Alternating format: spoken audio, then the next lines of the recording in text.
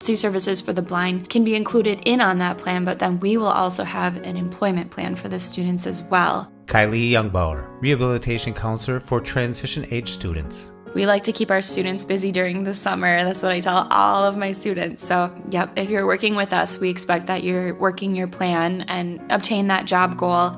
Voices from the success stories of transition-age students. State Services for the Blind played a role in helping me figure out, for one thing, what I wanted to do after high school, and then where I wanted to go to college. And then also they assisted me with helping me find a job. Training in stuff relating to technology, your use of computers and phones. What's the best way that works for you? So I was very lucky to have an IEP team that was familiar with working with a blind student. Learn about the transition unit at State Services for the Blind. I think another way that parents can be involved is just to have that expectation of their student that they will work, and have that expectation that, okay, yes, they need to learn how to cook, how to do their own laundry, how to clean, because the parents aren't going to be around forever, right? Kylie is part of a team at State Services for the Blind in their transition unit. Be sure to contact your state services and find out what their transition team can do for you. And for more podcasts with a blindness perspective, check us out on the web at www.blindabilities.com, on Twitter at blindabilities, and download the free Blind Abilities app from the App Store. That's 2 words, Blind Abilities. But I think more importantly is taking a step back and saying, okay, do you have the skills to actually go to college? Do you have, the advocacy skills? Do you have the technology skills? Do you have the technology that you actually need? Kylee Jungbauer. Yep. Is that right? Yep. Welcome to Blind Abilities. I'm Jeff Thompson. Transitioning from high school to college to the workplace is a journey that most of us have taken, or some of us are looking forward to. And we'll be talking to Kylee Jungbauer. She's a transition counselor at State Services for the Blind. Kylie is going to talk about the services that you can receive to enhance your opportunities, whether in college or gaining employment in the workplace. She's going to talk about the transition unit at State Services, which will help you navigate your transition journey and make available all the resources, training, and skills and confidence that you'll need for the journey. Kylie, welcome to Blind Abilities. How are you doing? I'm great. How are you? I'm doing good, thank you. And I really appreciate you taking the time to come down to the studios to share with us what you do for clients of State Services for the Blind. Yes, of course. So Kylie, what is the transition unit at State Services for the Blind? We work with youth about 14 to all the way up to 24, so college students as well, and we help them move through their transition from high school to either college or high school to just starting off with their first couple of jobs. We look at what their job goal is, or if they don't have a job goal, bringing them to that with looking at different interest inventories or getting them different work experiences so they can try different jobs and see what they really like. When you say 14 to 24, so 14, you're talking about students who are in high school. Correct. Yep. So when they're in high school, we work in conjunction with their schools and their TBVIs to supplement what they're already getting, or maybe give suggestions, expose them to some different technology and things that maybe they aren't getting in their school. Some schools provide a lot of adjustment to blindness training, and some schools do little. So we like to supplement, especially during the summer when they're out of school. And why is that? Just to get them prepared for life. Like I said, transitioning out of education, high school, a lot of the services are provided for them. They aren't really having to advocate, hopefully, too hard for those services, versus when they're an adult, they're kind of on their own and they have to learn how to do those things and advocate either in college or in their first jobs. And what kind of options are there for the summer? We have a lot of summer programming that some of it we provide, a lot of it our various vendors provides, anywhere from more social to adjustment to blindness training, where, learning Braille, learning orientation and mobility skills, a lot of technology. In Duluth, since it's so far away, they have some online courses where you can work with them remotely, I guess, from anywhere within Minnesota. So there's a lot of different options.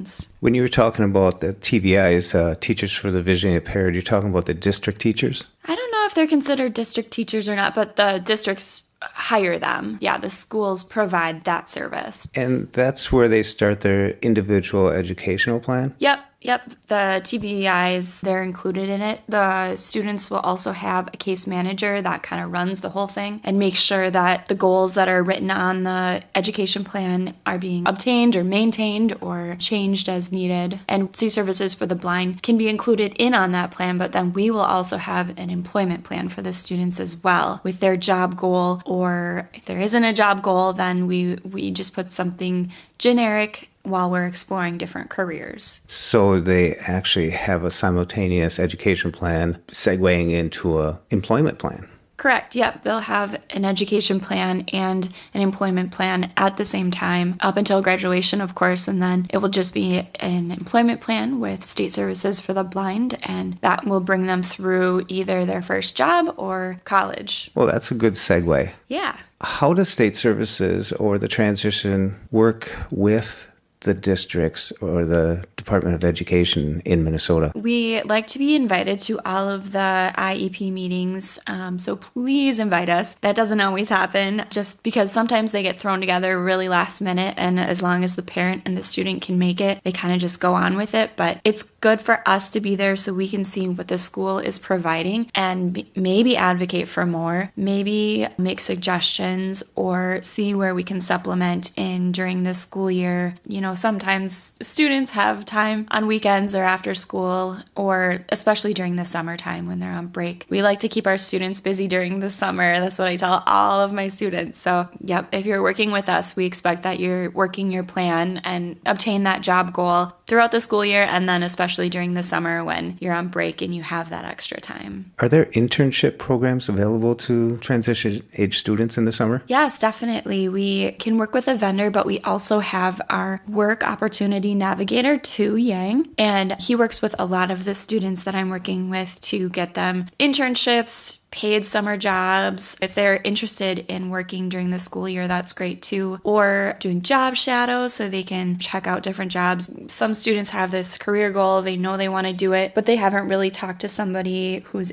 in the work field actually doing that job. And they may find that, oh, it looks like it's a lot more data entry and paperwork versus client contact. And so maybe they don't want to do that. Or maybe they want to be a photographer, but they don't want to have to figure out their own taxes or anything like that. So they'll look into working for a company versus going out on their own. So different things that they just don't know because they haven't had that experience. Experience that'll help them formulate their career goals. Right, exactly. Yep. So each career goal on our end has to be looked at, explored, and we have to determine if it's feasible. So if we have a student who wants to be a dolphin trainer, for instance, but doesn't want to leave Minnesota, that's probably not going to be something that SSB will support, just because once they graduate, you know, they won't be able to find a job here in Minnesota. So, yep. Maybe moose training or something, but not Correct. Dolphin training. Yes, definitely. So if someone wants to explore a career, is there a resource here to help them do that? Yep. Work with Tu. And also we've got a couple different websites that we can either send to our students or sit with them and work one-on-one with them to do some exploration that way. And hopefully the students are getting that in their school as well. Hopefully. So Tu, you say he's the employment navigator. He actually contacts companies, works with companies to know what they want and educate them on what to expect probably, and then brings people in for opportunities? Yep. He has a background in working and doing job placement for other companies in the past, so he has those employer connections, which is great as well. But yep, he brings students out to look at people doing the actual job that they may be interested in, so they can see the intricacies of it and still interested in that after learning the ins and outs, or if maybe it's not for them and they want to explore other options. So Kylie, how do parents get involved? Do you have contact with the parents of transition students? Definitely. Parents can be as involved as they want to be. Of course, if their student is a minor, they have to be there for any signing of documentation. But after that, they can be as involved as they want to be, kind of feel that out with both the student and the parents. Sometimes I just meet with my students one-on-one during the school day or whatever is convenient for them. But sometimes the parents want to be there. Sometimes I can send an email to the parents after a meeting just giving them a recap. If I'm sending internship opportunities or things that need to be filled out with the student and maybe the student isn't the most responsive, I'll just CC the parents on the email just to make sure that everybody saw that needs to be sent back. But I think another way that parents can be involved is just to have that expectation of their student that they will work and have that expectation that, okay, yes, they need to learn how to cook, how to do their own laundry, how to clean, because the parents aren't going to be around forever, right? And they also hopefully won't be following their student to college. So they need those skills just like any other person. But on the flip side of that, we understand that for a college student or college-bound student, it is normal for them not to have those skills. I think college-bound students kind of figure out how to do their own laundry once they show up and they dye a white shirt red for the first time. And then they're like, okay, maybe I need to figure this out. So that's totally normal. But I think for parents to have that expectation that their students will work. And most people I know had to have a summer job so they could pay for their gas, pay for the clothes that they want or the new phone or, what have you. So just having that expectation that their student will go on and transition just like any other visual person. So yeah. You brought up a good point about, the parents are probably their first advocate that they have coming along in life. And comes a point in that transition process where the student has to start considering taking over that advocacy, advocating for themselves, like when they don't get a book on time, that they can't always depend on their TVI or disability services. They get to a point where they start to have to take responsibility for laundry, Right. like you said, all that stuff. Yep. We have a whole student handbook that we go through, and it has expectations of, all the documentation that we need before a semester starts. But I think more importantly is taking a step back and saying, okay, do you have the skills to actually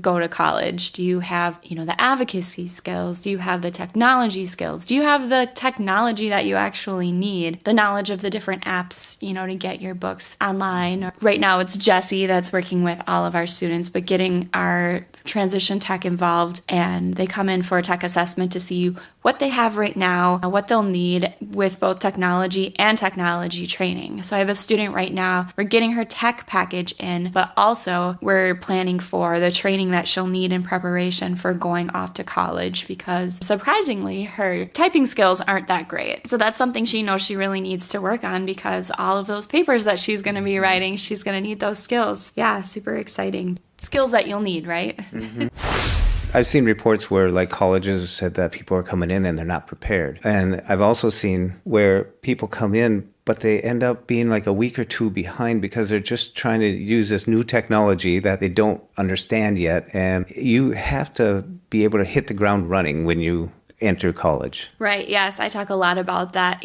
College is high school times 10. You don't have a whole week to learn about one chapter in a book and then have a test on it maybe a week later. It's 5 chapters in 1 week. So right, exactly. You have to be able to hit the ground running. So making sure that they're connected with the disability services at their college and they know the ins and outs of how they ask for accommodations, if they need extra time with test taking, anything like that. Knowing how to get all that stuff before they go into college. I talk to my students about how some teachers are fabulous with accommodations and some just don't want to deal with it, or they haven't really had to deal with it in the past. So having those advocacy skills are huge. Yeah, I always suggested when I went in, I learned right away to send in an email to each teacher, each professor 6 weeks in advance, if you get that opportunity, to start setting up that communications and get that underway rather than trying to set something, because everyone's busy that first week. Definitely, yeah. I know when I went off to college for the first time, I was terrified to talk to any of my professors, but you don't have that, option when you need accommodations. You just have to go for it and feel,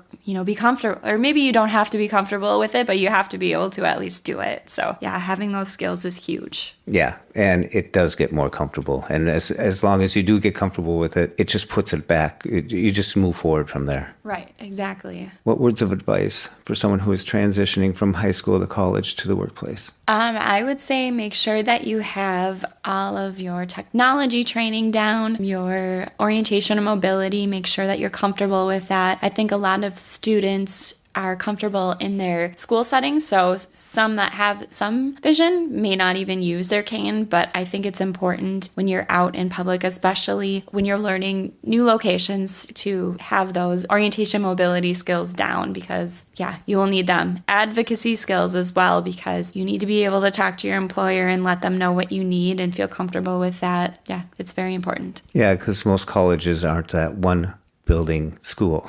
Exactly. Yep. And a lot of the students that I work with, we offer orientation mobility skills multiple semesters so they can learn their new path, each time. After a student's been on campus for a couple of years, they pretty much know the layout, but I have no problem each semester bringing in orientation mobility just right away so they feel comfortable with where they're going. Well, that's great. Kylie, how does someone get in contact with State Services for the Blind for the first time? The best way to do it is to contact, if you're in the metro, to contact our St. Paul office, and they will get you connected with Meredith Larson. And Meredith does all of our orientation and intakes. And orientation is provided twice a month at different times, so you can come in, learn about all of our services, and decide if this is the right program for you. If so, then she'll meet with you one-on-one and do an intake and have you sign an application at that point. And that kind of, you're signing saying, yes, I'm dedicated to this program. And then from there, you'll start working with a counselor. If you're in the metro, it'll be either me or Ashlyn. And if you're in greater Minnesota, there's different counselors out in those areas that also work with our transition youth.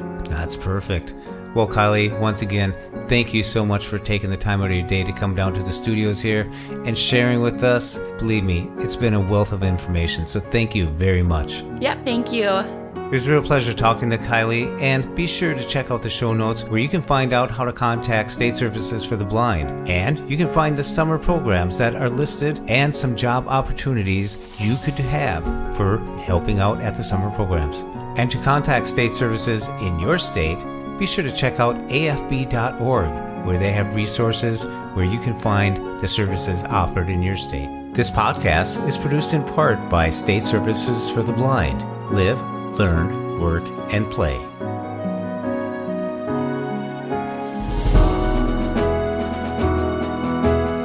And a big thanks goes out to Chichow for his wonderful music. And that's El Chichow on Twitter. Thank you, Chichow. Once again, thanks for listening. We hope you enjoyed. And until next time, bye-bye.